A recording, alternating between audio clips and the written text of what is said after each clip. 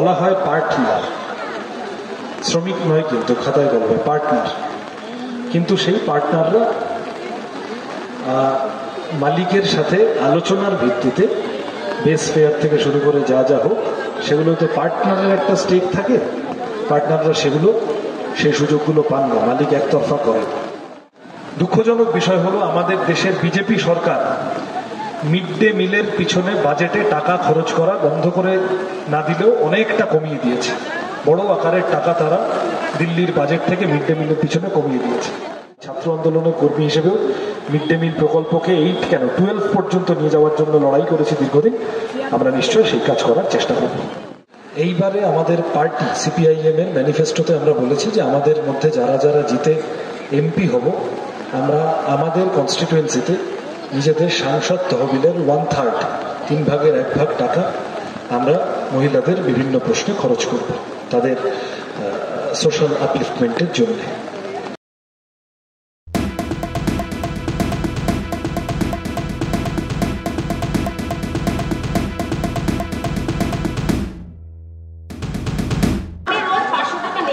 আমাদের গাড়ির ট্যাক্স এত পরিমাণে বাড়িয়ে দিয়েছে যে আমাদের এই ট্রাভেলিং করে এই ট্রান্সপোর্ট চালিয়ে পিঠ থেকে গেছে। আর আমরা যারা মহিলা ওলা চালাই, আমরা 24 ঘন্টা, মানে আমরা 12 ঘন্টা বা 8 ঘন্টা কাজ করি না, আমরা 24 ঘন্টা করি, কিন্তু 7, কারণ আমরা ঘরে করে বাইরে করি। আমার মতন এরকম অনেক মহিলা আছেন যারা ঘরের সমস্ত কাজ করে ছেলেকে স্কুলে পাঠিয়ে তবে কাজে যায়। আমি যখন ছেলেকে এখন ঘরে রেখে তালা দিয়ে এলাম, কেন পালিয়ে যাই, বৃষ্টির মধ্যে বেরিয়ে যাবে, মা নেই, তো এরকম ছেলেতে অনেক মহিলাদেরই হয়। তো তারপরে আমাদের 500 টাকা রোজ ইনকাম করা খুবই কষ্টকর। তো আমি আপনাকে দেখাতে পারবো এই গত সপ্তাহে আমার কত টাকা হয়েছে। তো এরা যদি 3টে কেস আমার 13,000 টাকা রয়েছে, যেই রকম আমাদের উপর অত্যাচার করছে। তারপরে রয়েছে পুলিশের দাদাগিরি, ওদের অত্যাচার আমরা নিতে পারছি না দাদা। তো আমাদের এই ট্রান্সপোর্টের সম্বন্ধে আপনি আগামী দিন কি করবেন, সংসদে কি বলবেন, আপনার কাছে এটা জানতে আমি এসেছি। আপনি যদি এই বিষয়ে কিছু করেন, আমরা মেয়েরা উপকৃত হবো। আমার মতো চালিয়ে ওলা চালিয়ে সংসার চালায় তারা উপকৃত হবে। এবং আর একটা কথা হচ্ছে যে ওলা উবের যারা আসছে ভায়া হয়ে টেবিলের তলা দিয়ে সরকারকে টাকা দিয়ে, হ্যাঁ, আমাদের উপর অত্যাচার করে শোষণ নিয়ে যাচ্ছে, শোষণ করছে আমাদের। এর বিরুদ্ধে আপনি কি করবেন? আমরা ডেপুটি কমিশনারকে রিপোর্ট করে করে করে করে ফেড আপ হয়ে গেছে, আপনি জানেন, যত আমাদের এই পার্টিতেই আছে। তো এর বিরুদ্ধে কি করবেন বা এর জন্য কি সংসদে তুলবেন, এটাই আমার কথা। ধন্যবাদ দাদা, থ্যাংক ইউ। উনি লম্বা প্রশ্ন করেছেন এবং একসাথে বেশ কয়েকটা কথা বলেছেন। আমি কেবল আপনাদের কাছে এটুকু বলতে পারি যে যারা এই ধরনের ওলা উবের ধরনের গাড়ি চালান, প্রথম কথা হলো যারা জানেন না তারাও জেনে নিন, বলা হয় পার্টনার, শ্রমিক নয় কিন্তু খাতায় বলবে পার্টনার, কিন্তু সেই পার্টনাররা মালিকের সাথে আলোচনার ভিত্তিতে বেস ফেয়ার থেকে শুরু করে যা যা হোক সেগুলোতে পার্টনারের একটা স্টেক থাকে, পার্টনাররা সেই সুযোগগুলো পান না, মালিক একতরফা করে। ফলত আপনাদের ইনসেন্টিভ, আপনাদের ভাড়া, সেফটি সিকিউরিটির প্রশ্ন, বিশেষত নারী ড্রাইভারদের, এই প্রশ্নগুলো তো সামনে আসাটা বেশি জরুরি খুবই। আমি এই কথাগুলো সম্পর্কে খানিকটা অবহিত।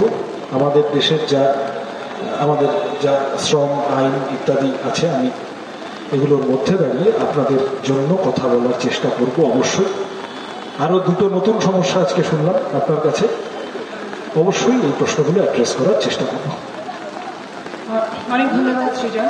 এরপরে আমি ডেকে দেব ভাঙড় থেকে যারা এসেছেন, বেবি নস্কর, মাজিদা বিবি, কবিতা মণ্ডল, এরা যদি গীতা অধিকারী, এরা গায়ত্রী হালদার, এরা গৃহ সহায়িকা এবং মিড ডে মিল কর্মী এবং প্লাস্টিক সংগ্রহ করে জীবিকা অর্জন করেন।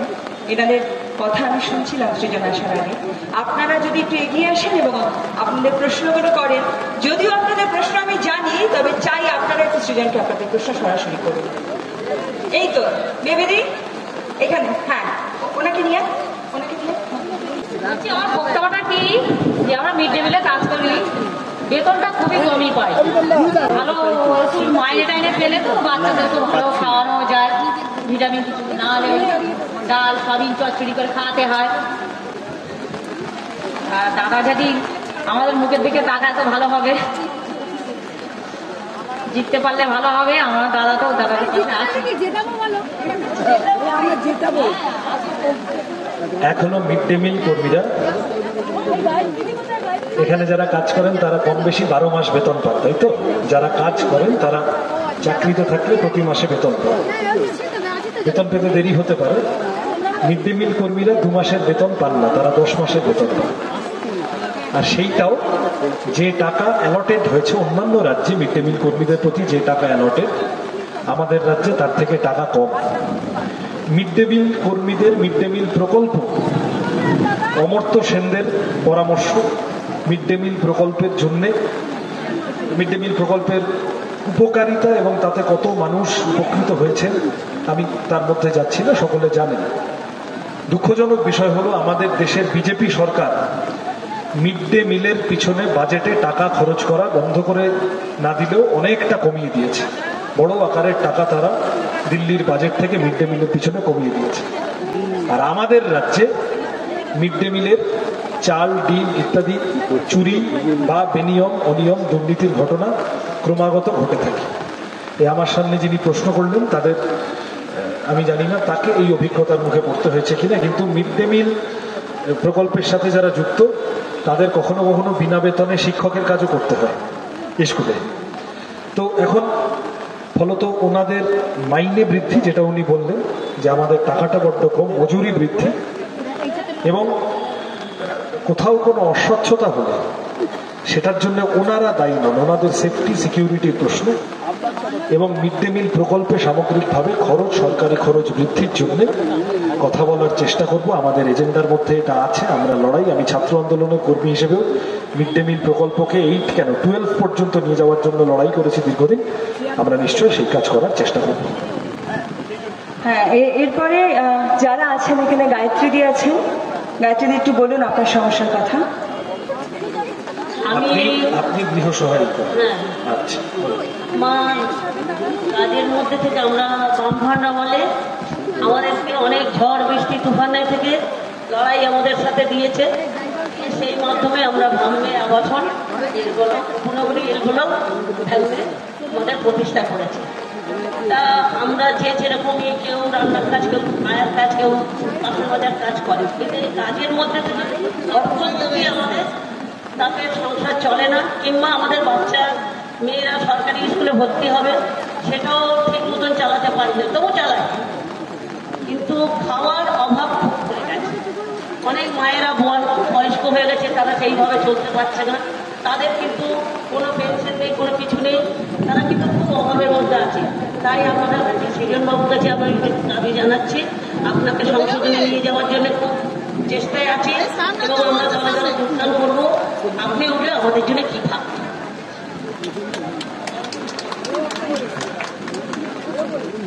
ওনাদের আবাসন ইত্যাদির কথা ওনারা বললেন, কতগুলো গৃহ সহায়িকাদের জন্য। আমরা ঘটনাচক্রে এইবারে আমাদের পার্টি সিপিআইএম এর ম্যানিফেস্টোতে আমরা বলেছি যে আমাদের মধ্যে যারা যারা জিতে এমপি হব, আমরা আমাদের কনস্টিটুয়েন্সিতে নিজেদের সাংসদ তহবিলের 1/3, 3 ভাগের 1 ভাগ টাকা আমরা মহিলাদের বিভিন্ন প্রশ্নে খরচ করব, তাদের সোশ্যাল আপলিফটমেন্টের জন্য। এক হচ্ছে অনেকগুলো কথা উনি বললেন, একটা তো কতগুলো জেনারেল কথা, যে সব মিলিয়ে একটু যদি জিনিসের দামটা কমে, একটু যদি তাহলে একটু বাড়তি দরিদ্র মধ্যবিত্ত ঘরে, নিম্ন মধ্যবিত্ত ঘরে একটু সুবিধা হয়। গৃহ সহায়িকাদের ঠিক সময় বেতন এবং যতটা বেতন দরকার ততটা বেতন, এইটা গুরুত্বপূর্ণ বিষয়। তাদের জন্য যে নির্দিষ্ট ডিমান্ড চার্টার, আমি গৃহ সহায়িকাদের যে ইউনিয়ন আছে তার সাথেও এর আগে 2-1 কথা বলেছি। তাদের সিকিউরিটির প্রশ্ন এবং তার সাথে এই যে অর্থনৈতিক কতগুলো দাবি দাবা উনিও খানিকটা করে গেলেন, সেগুলো তুলে ধরার চেষ্টা করব। এবং শ্রমিক আন্দোলনের থেকে খুব আলাদা করে গৃহ সহায়িকাদের দেখার বিষয় নেই, তারা শ্রমিক এবং শ্রমিকের যে অধিকারগুলো প্রাপ্য তাদের তা পাওয়া উচিত। তার জন্য আমরা কমিউনিস্ট পার্টির প্রার্থীরা, কর্মীরা লড়াই করতে ইচ্ছুক। প্লিজ চুরি করবেন না, একজন কন্টেন্ট ক্রিয়েটার অত্যন্ত কষ্ট করে তার কাজকে এগিয়ে নিয়েছে। তাই তার কাজকে সাপোর্ট করুন, তার কাজকে ভালোবাসুন, কিন্তু তার কাজ নিজের চ্যানেলে তুলে দেবেন না, কারণ জানবেন পাইরেসি কিন্তু একটা অত্যন্ত দণ্ডনীয় অপরাধ। আপনারা দেখছেন আওয়াজ, রোজকারের হক কথা। For more updates about Awaaz, please subscribe our YouTube channel Rajshekhar thali.